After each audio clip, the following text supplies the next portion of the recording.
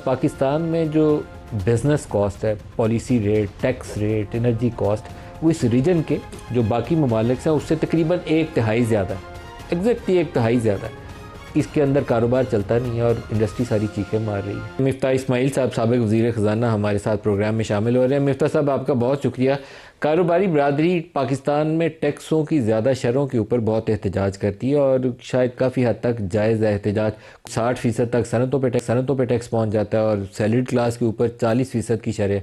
कुछ IT sector की कुछ कंपनीज जो थी, उनका कहना यह है कि उनके जो बेशतर प्रोफेशनल्स हैं वो अब वो तरजीह देते हैं कि बजाय पाकिस्तान में काम करने के किसी मिडिल ईस्टर्न कंट्री में जाकर वहाँ काम करें, क्योंकि यहाँ उनकी सैलरी का बड़ा हिस्सा 100 रुपये में से 40 रुपये तो टैक्स में कट जाएंगे, 60 उनको मिलता है। तो मिफ्ता साहब, या is it a sustainable situation या हमें इसको फौरी तौर पर एड्रेस करने के लिए कुछ इकदाम लेने चाहिए?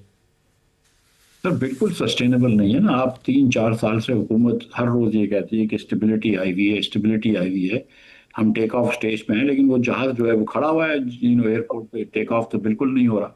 तो ये बिल्कुल सस्टेनेबल नहीं है। आज खबर आई है, आपने देखा होगा कि हमारी कुछ 60 या 80 कंपनियां जो हैं वो पाकिस्तान से उज़्बेकिस्तान शिफ्ट हो गई हैं। उनके वजीर ने बताया, हमारे वजीर से मैं मुलाकात करते हुए।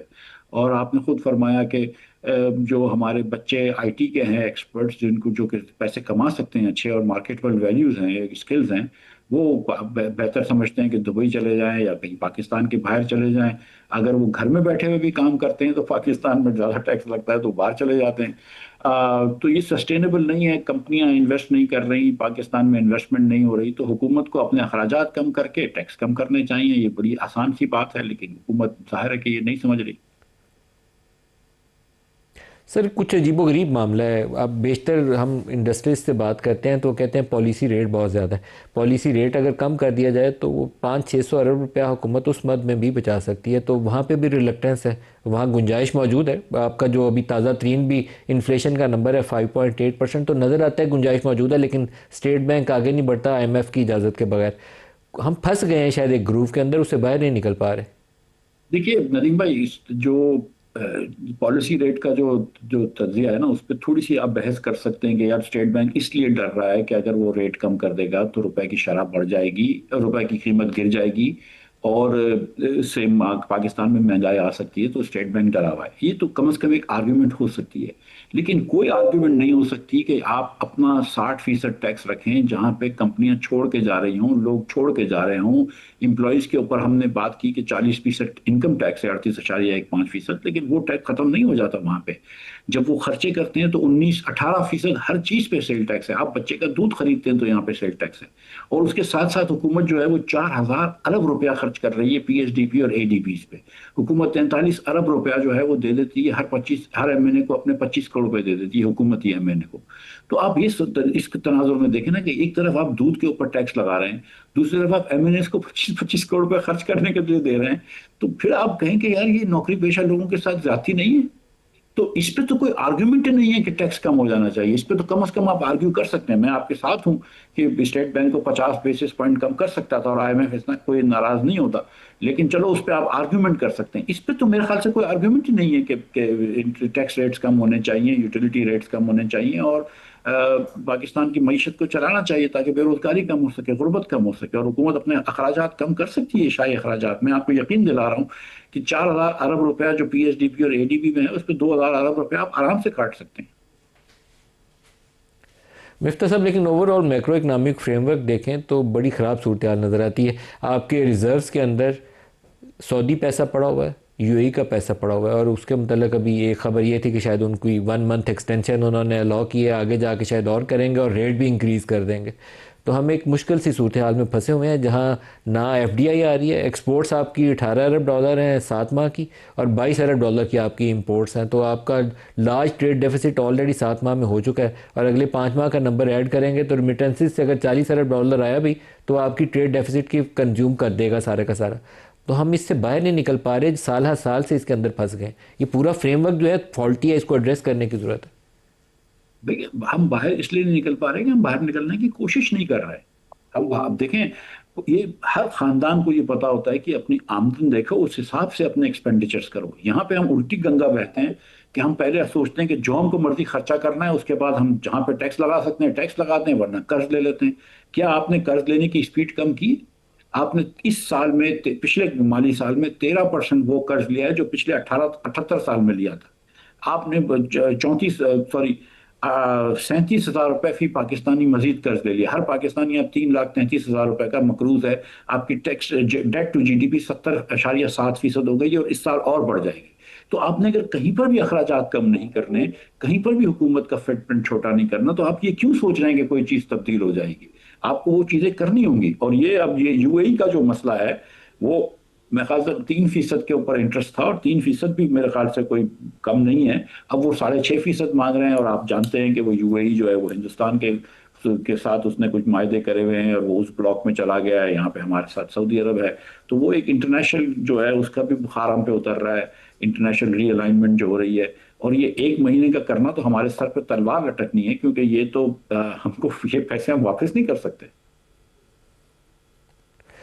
जावेद बुल हमारे साथ शामिल हो रहे हैं। जावेद साहब, आपको खुश आमदीद भी कहूँगा। ये फरमाइएगा कि इस वक्त कारोबारी बरादरी टैक्सों की शरों से भी परेशान है, पॉलिसी रेट की भी शिकायत करती है, बिजली की कीमतों से भी नाखुश है।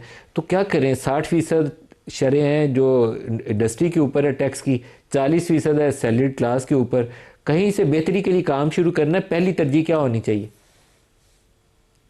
देखिए, बिस्मिल्लाहिर्रहमानिर्रहीम, सबसे पहले तो इनको बेनजीर सपोर्ट फंड खत्म करना चाहिए। तो इन्होंने रखा है बेनजीर सपोर्ट फंड, वो तकरीबन $2 बिलियन के करीब है। और अभी आप मुझे बताओ, ये इकोनॉमी से अंदर आपकी तकरीबन $1 बिलियन निकाल लेंगे तो क्या होगा इकोनॉमी का? पाकिस्तान का बिजनेस कैसे चलेगा? $300 बिलियन है, और जो ईएनपी कंपनी थी उसका $90 बिलियन उनको माफ कर दिया। भैया एक्सपोर्टर कैसे काम करेगा? आप मुझे बताएं, इस वक्त इंडिया ने एफटीए साइन कर लिया है ईयू से, पहले यूके से किया, फिर वो ट्रंप के पास गया तो ट्रंप ने पाकिस्तान से 1% कम टैरिफ कर दिया उसको, और रेट्रोस्पेक्टिव भी है। यार मुझे ये बताएं, हम कैसे मुकाबला करें जबकि हमारा लेवल प्लेइंग फील्ड नहीं है? वहाँ कॉस्ट ऑफ डूइंग बिजनेस कम है, इंडिया में, बांग्लादेश में, वियतनाम में, जहां भी आप चले जाएं, पाकिस्तान का कॉस्ट ऑफ डूइंग बिजनेस सबसे ज्यादा है, पाकिस्तान का टैक्स रेट सबसे ज्यादा है, पाकिस्तान के अंदर यूटिलिटी सबसे ज्यादा टैरिफ है, इंटरेस्ट रेट सबसे ज्यादा है। हर जगह से आप हमें मार रहे हैं, तो इंडस्ट्री कैसे चलेगी? आप मुझे ये बताएं, ये तो बहुत बड़ा मसला हो जाएगा। और एक दफा के लिए बात हुई थी, पहले नून लीग की गवर्नमेंट ने कहा था कि एक दफा के लिए ले रहे हैं। पहले इन्होंने शुरू किया था कि भाई वहाँ केपीके के अंदर टेररिस्ट आते हैं, इसके लिए कर रहे हैं, फिर उसके बाद बोला एक दफा के लिए ले रहे हैं। ये कैसे बिजनेस चलेगा और कैसे लोग काम करेंगे? जबकि नीचे के कोर्ट्स ने कई ऑर्डर जो है टैक्स पेयर के फेवर में किए कोर्ट्स ने, और एक्सपोर्टर्स के फेवर में किए जो फाइनल टैक्स रिजिम में, ऊपर जाके ऑर्डर। हालांकि ऊपर वही जज जाते हैं, मेरी समझ में नहीं आता। आप जावेद साहब आप क्या कहते हैं, सुपर टैक्स खत्म कर देना चाहिए? देखिए, सुपर टैक्स जो है इनको देखना चाहिए कि किस सेक्टर से लेना चाहिए, किस सेक्टर से नहीं लेना चाहिए। मैं तो सबसे पहले कहूंगा कि बेनजीर सपोर्ट फंड खत्म करो अगर आपको पैसों की शॉर्टेज है। अच्छा, मुझे बताएं मिफ्ता साहब, आपकी क्या राय है सुपर टैक्स के मामले में? क्या सुपर टैक्स खत्म कर देना चाहिए और फिर बेनजीर इनकम सपोर्ट प्रोग्राम पे भी राय दीजिएगा? मिफ्ता इस्माइल साहब। एक्सपोर्टर से तो लेना ही नहीं चाहिए, नंबर 1। मिफ्ता इस्माइल साहब से भी पूछ ले। मिफ्ता साहब, सुपर टैक्स उस साल लगाया था जिस साल मैं वजीर खजाना था, और वो 1 साल के लिए लगा था, और सिगरेट की कंपनियों के ऊपर, बैंकों के ऊपर और चंद एक इंडस्ट्रीज के ऊपर लगा था, क्योंकि उस साल बहुत ज्यादा रेवेन्यू की शॉर्टेज थी, आईएमएफ बहुत वो कर रहा था।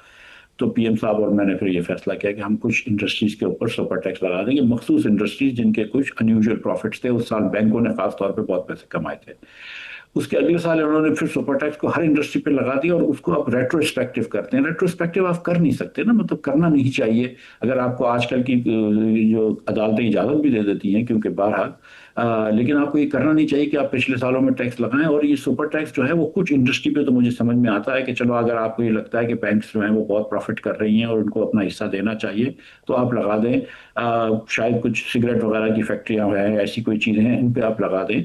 लेकिन आप आम एक्सपोर्टर्स के ऊपर कैसे लगाते हैं? इस बार तो इन्होंने एक्सपोर्टर्स के ऊपर लगा दिया जो मेरी समझ से फैम फैम से बाहर है। और वो यानी कि एक ये साल का था, आप एक की जगह दो कर ले, लेकिन अब तो इस वक्त तो कोई जवाब नहीं है।